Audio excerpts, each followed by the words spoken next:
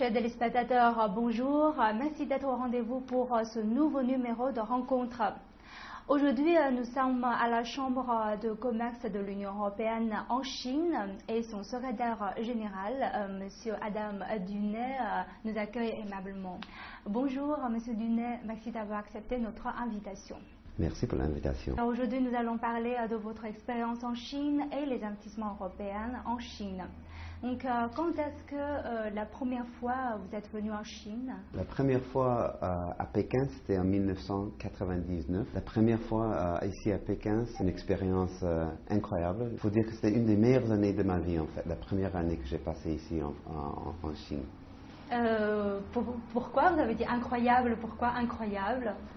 Je ne sais pas. À l'époque, je ne m'attendais à rien parce que je ne savais pas ce qui allait se passer. Mais en fait, j'ai trouvé des gens très très amiables. La nourriture était très très bonne.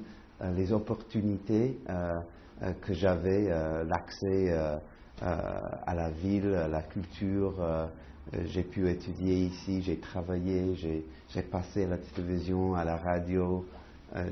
J'avais un groupe de musique. J'ai fait plus de choses dans cette année-là que peut-être que j'ai jamais fait avant. Adam Dunet possède la double nationalité anglaise et canadienne. Il a étudié en Chine et y a travaillé de nombreuses années. Il a d'ailleurs un vrai nom chinois, Tang Yadong. De 2006 à 2011, il a été le directeur général de la Chambre de commerce européenne en Chine, avant d'en devenir, début février 2013, le nouveau secrétaire général. La Chambre de commerce européenne en Chine a été fondée le 19 octobre 2000 par 51 entreprises européennes installées en Chine. Actuellement, elle compte plus de 1400 membres, dont des multinationales et des PME. Mais avant votre arrivée en Chine, pourquoi avoir choisi la Chine comme destination? J'ai toujours aimé les langues. À l'origine, j'avais étudié les langues européennes à l'université.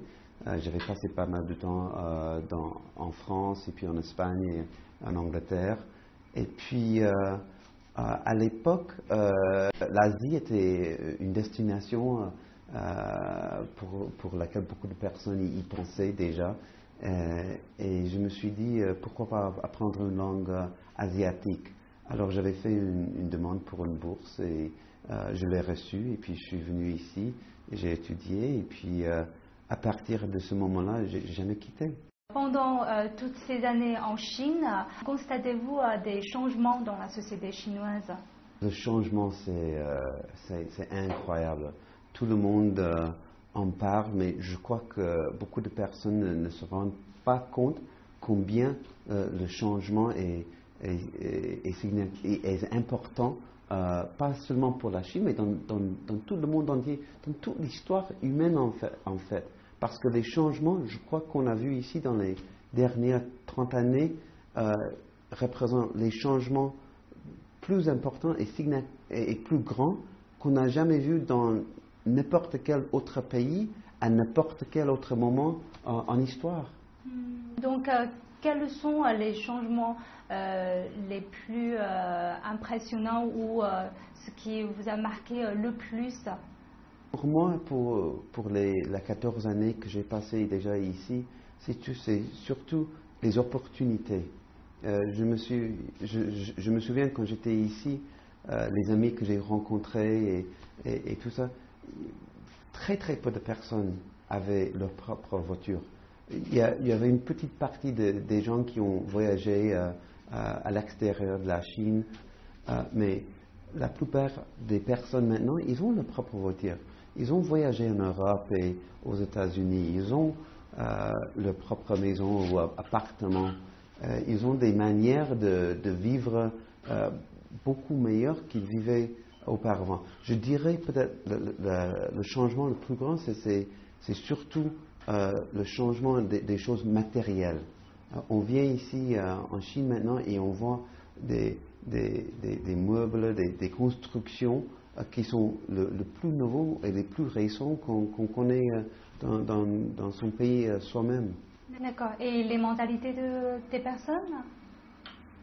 Ce qui est difficile, c'est que le changement ici, c'est devenu quelque chose de normal. Et tout le monde s'attend qu'il y a un nouveau fonds mobile chaque année. Tout le monde s'attend qu'ils ont une augmentation de salaire de 10, 20, 30% toutes les années. Beaucoup de personnes sautent d'un travail à l'autre parce qu'il y a ces opportunités et puis tout le monde s'attend à la nouvelle chose qui arrive sur le marché. Mais ça c'est pas normal dans d'autres pays. Peut-être c'est normal ici en Chine pendant les dernières années, mais je crains que ça va changer parce que déjà on parle d'un ralentissement de croissance économique ici en Chine et puis dans le monde entier. Et je ne sais pas si la plupart des personnes sont prêts mentalement à ce changement qui va venir.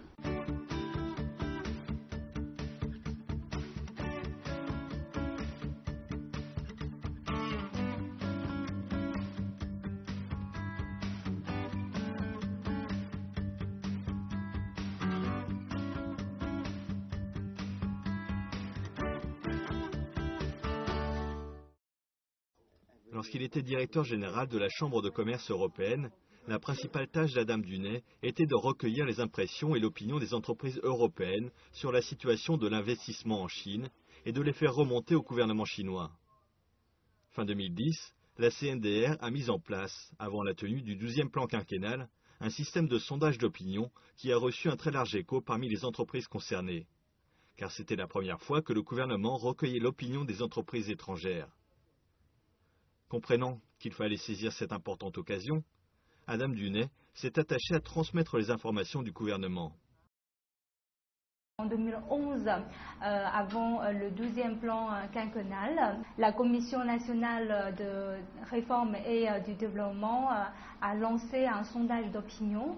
Donc, quelle a été votre réaction quand vous avez appris cette nouvelle? Bon, c'était en fait une très bonne nouvelle. La Chambre européenne, depuis sa création, demande aux autorités chinoises la possibilité de faire des commentaires sur les nouveaux règlements avant qu'ils soient publiés, afin qu'on puisse aider dans le développement de ces règlements et ces mesures, et afin que ce soit une amélioration pour le milieu du business et commercial. Ces plans-là, c'était la première fois en fait qu'ils ont demandé au public des suggestions. Et alors pour nous, on a pris cette occasion pour faire une quarantaine de pages de commentaires là-dessus. On a respecté le processus. Nos commentaires ont été bien reçus. Et c'est quelque chose qu'on continuera à faire lorsqu'on a cette invitation. Vous pouvez nous donner un peu plus de précision sur quels sont les aspects que vous avez fournis au gouvernement? Ce qu'on a fait, c'est qu'on a regardé quels étaient les intérêts du gouvernement chinois. Et puis on a regardé surtout sur les secteurs environnementaux, comment est-ce qu'on pourrait améliorer l'environnement en Chine. Et puis aussi l'innovation. Pour les années qui viennent, ça va être très très important pour faire continuer à croître le pays. C'est comment faire innover, comment augmenter l'innovation en Chine. Et pour ça, il faut bien regarder les droits de propriété intellectuelle. Il faut regarder comment se font les patents. Il faut voir comment se fait la recherche et la protection des propriétés intellectuelles. Selon vous, quel a été le résultat de ce sondage d'opinion? Déjà, le résultat, le succès, c'est le fait que pour la première fois, ils ont demandé au public de faire les commentaires. Nous, on les a fait. Le fait qu'ils l'ont reçu, ils l'ont confirmé, ils nous ont dit qu'ils allaient le partager avec d'autres départements et d'autres personnes qui s'occupent de chaque partie de nos commentaires. Était un succès dans soi-même. Mais les plans de quinquennal, ce n'est pas seulement le plan central, ce sont aussi les plans de tous les ministères, de toutes les provinces, de toutes les villes aussi. Et cela, même à ce jour-ci, continue à se dérouler. Alors, ces commentaires ont une valeur de plusieurs années. Ce qui est intéressant maintenant aussi, c'est que pour le troisième quinquennal, ils ont déjà commencé à réfléchir là-dessus. Alors pour nous, il faudra qu'on continue notre travail aussi à étudier les problèmes et les défis et les opportunités que nos membres ici trouvent dans le marché. Adam Dunay, riche d'une longue expérience, met en place des petits groupes de travail et obtient en 3 mois un document compilant les différents avis formulés par les entreprises. En seulement 3 mois, la Chambre de commerce européenne a tenu plus de 50 réunions sur le 12e plan quinquennal. Et la compilation du document a mobilisé les efforts d'une 50aine de personnes.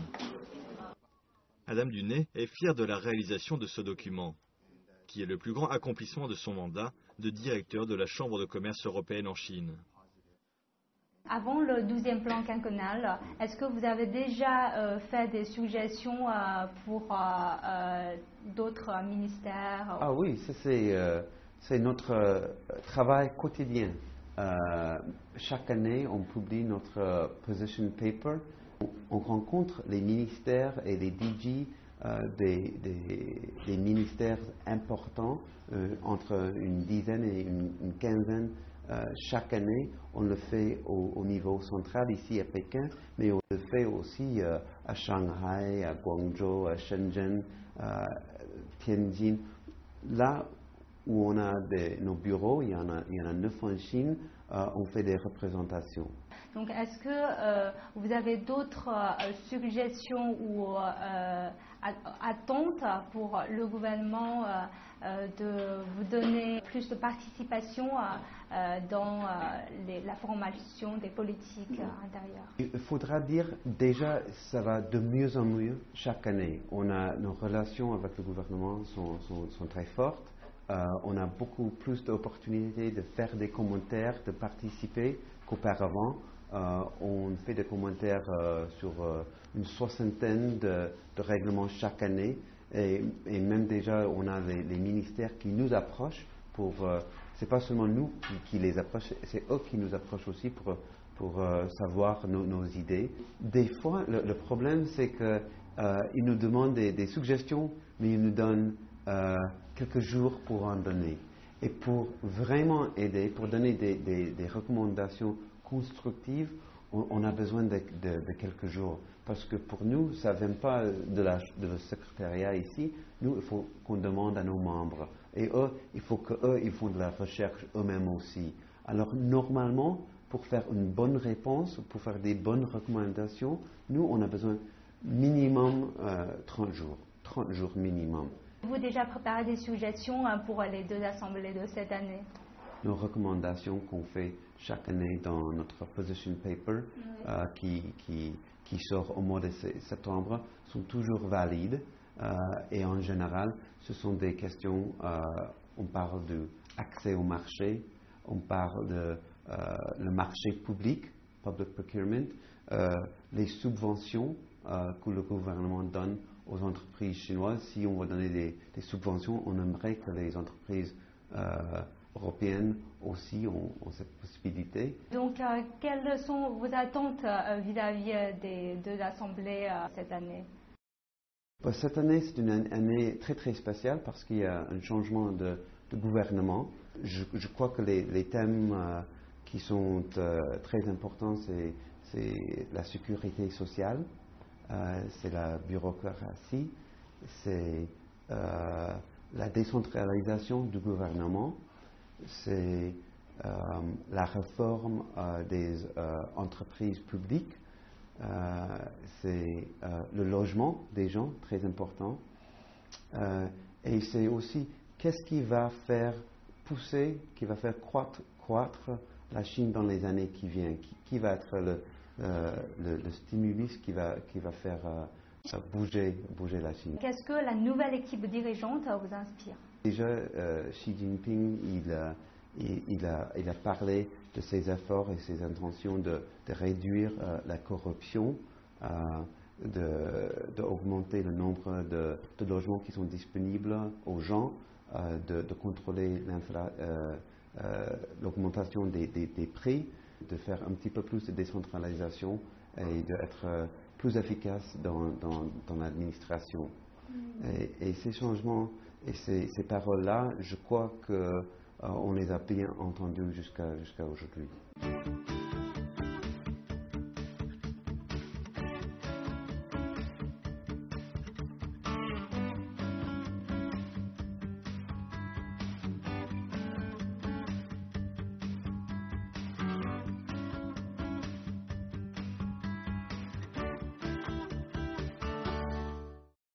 La Chambre de commerce a aussi orienté les entreprises vers le centre-ouest de la Chine, ce qui est aussi s'inscrit dans plusieurs plans du gouvernement de développer le centre-ouest du pays. Donc, quel est l'état de lieu des projets en ce sens? Le Go West mesure du gouvernement, ça a commencé il y a déjà une dizaine d'années, qu'on le sait, mais c'est vraiment dans les dernières quelques années qu'on voit plus d'investissements dans l'Ouest. Et je crois que bien que ça a été un but pour le gouvernement, ça prend place maintenant, surtout parce que le marché est là. Les entreprises reconnaissent qu'il y a beaucoup d'opportunités pour eux aussi. Déjà à Pékin, sur le côte est de la Chine, les coûts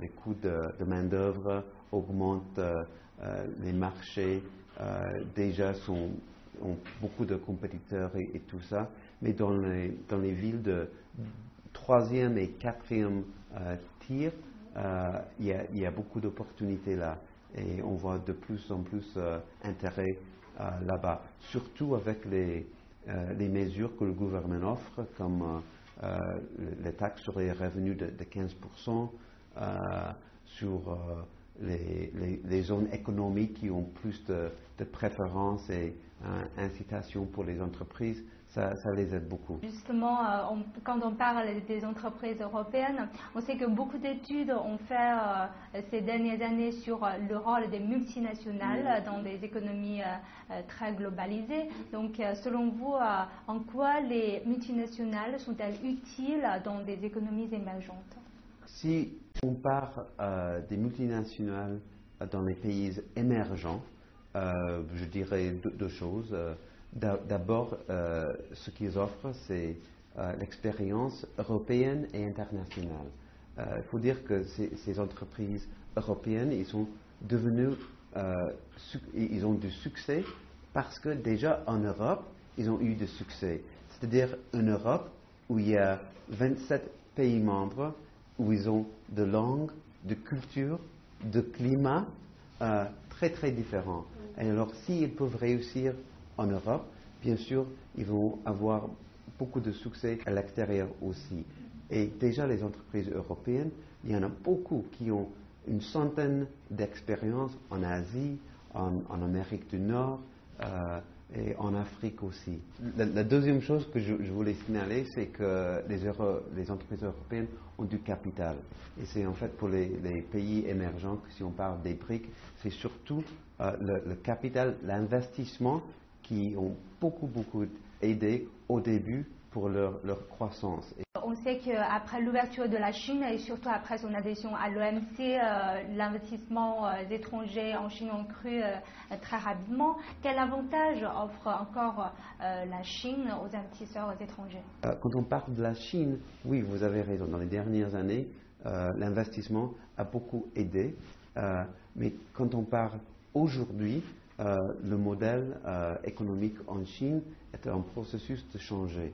Ça va compter moins sur l'investissement et l'exportation et on veut que ça devienne un modèle qui compte plus sur la consommation. Cependant, l'investissement européen est très important en Chine dans plusieurs secteurs qui sont très importants pour la Chine dans l'avenir. Je parle des technologies environnementales. Je parle des services financiers qui peuvent aider les entreprises chinoises et les entreprises ici en Chine à avoir plus d'accès au crédit. Ce n'est pas seulement le capital, mais aussi le savoir-faire, comment travailler dans un sens international, de façon européenne. Parce que maintenant, il y a des entreprises chinoises qui vont à l'extérieur aussi. Oui. Et ça, s'ils peuvent bénéficier de connaissances que les entreprises européennes ont ici en Chine, ça aussi pourrait aider quand ils vont en Europe. Selon vous, les plus grands défis que doivent relever les entreprises européennes si ils veulent investir en Chine? Pour investir en Chine, c'est le catalogue d'investissement. Déjà, il y a pas mal de secteurs en Chine qui ne sont pas ouverts aux étrangers ou aux entreprises européennes. Alors ça, c'est le premier défi. Est-ce qu'on peut participer au marché? Une fois qu'on peut participer, les défis sont souvent relayés avec la réglementation. Il y a beaucoup de changements, comme on a parlé tout à l'heure, et pour eux, c'est souvent avoir de clarité sur les règles. Ça arrive dans tous les pays où des fois on a une loi ou un règlement qui permet de faire quelque chose, mais un autre règlement ou une loi qui ne le permet pas. D'ailleurs, ça arrive aussi où il y a un règlement qui dit quelque chose, mais en fait, il y a beaucoup d'entreprises qui ne respectent pas ce règlement.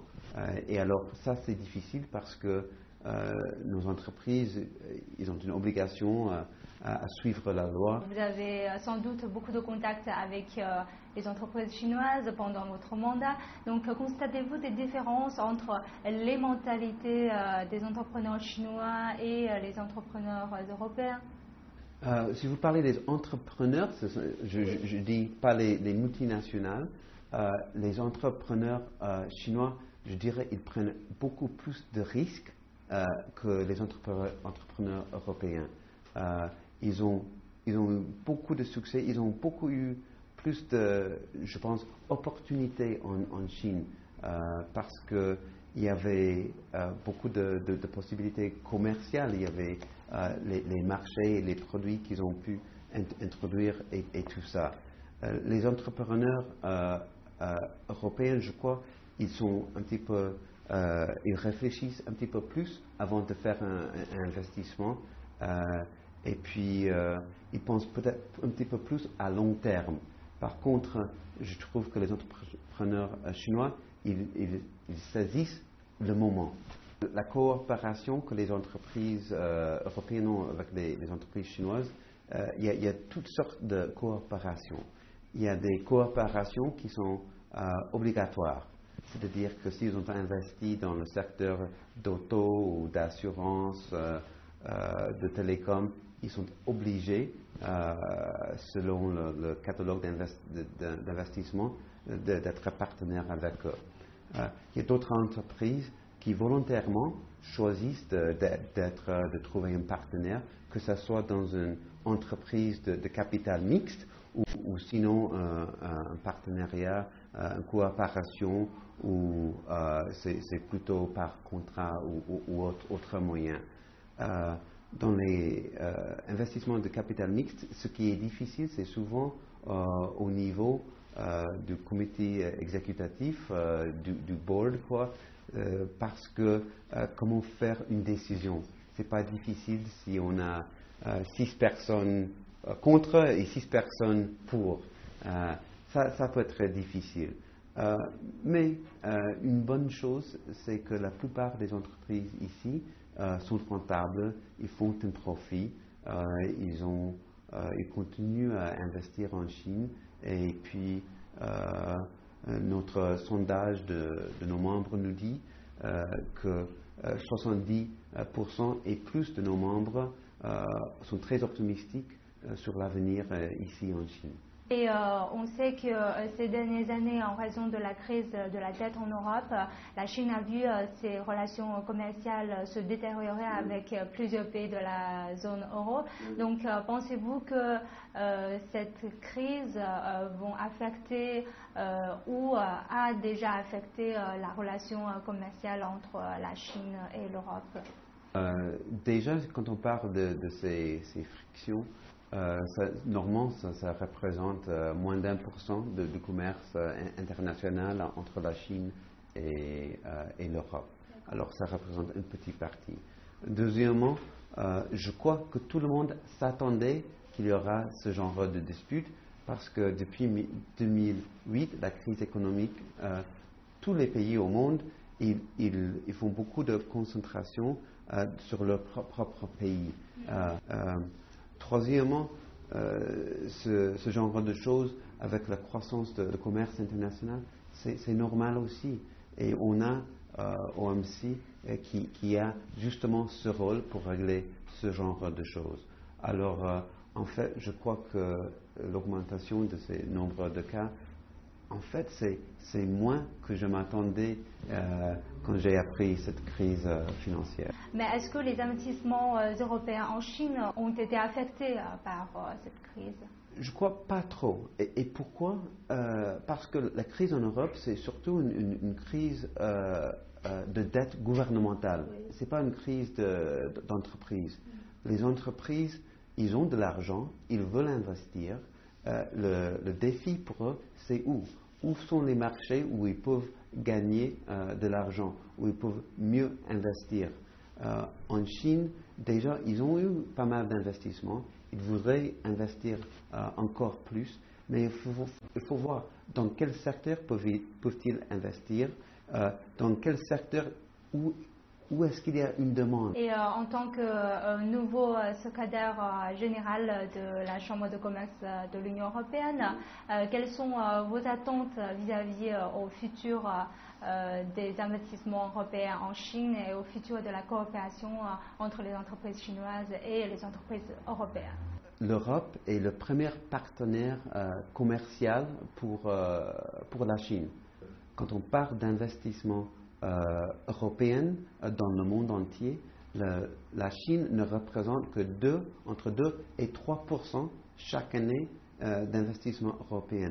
Ça représente très très peu pour une région, pour une Europe qui est déjà le premier partenaire de la Chine en tant que commerce international, c'est-à-dire les exportations et les importations.